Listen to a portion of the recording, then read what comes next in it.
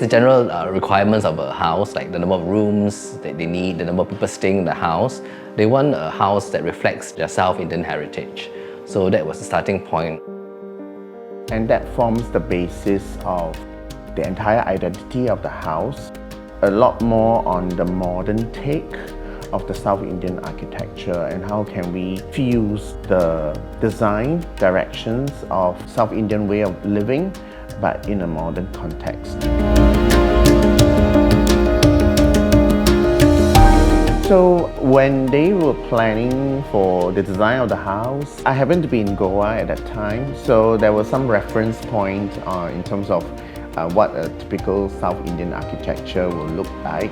And also I started sharing these with the designers and architects, and they use that as the basis because typically there will always be a patio in front and they will always have a courtyard, whether water features or a place for prayers. Indian architecture has lots of decorative elements to it. We want to simplify this for the modern house. So we got inspired by this architect called Carlos Capa, who used off-form concrete in different geometric layers to express his architecture. That was the starting point of the house, and you can see on the facade, back and front, on how this played out. After Indian independence, off-form concrete and brutalism was the main theme of Indian post-independence architecture. We were inspired by that as much as the traditional Indian architecture of the region.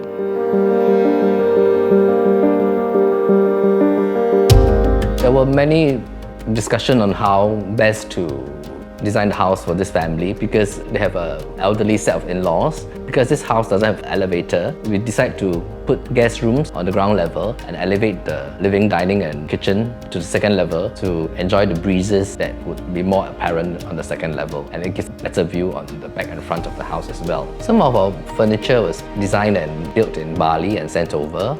Also, the client had her own sources of Indian furniture that she wanted us to look at, so there was a curation of pieces that came into this house. Some of the more interesting pieces were sourced from auction houses and second-hand antique shops.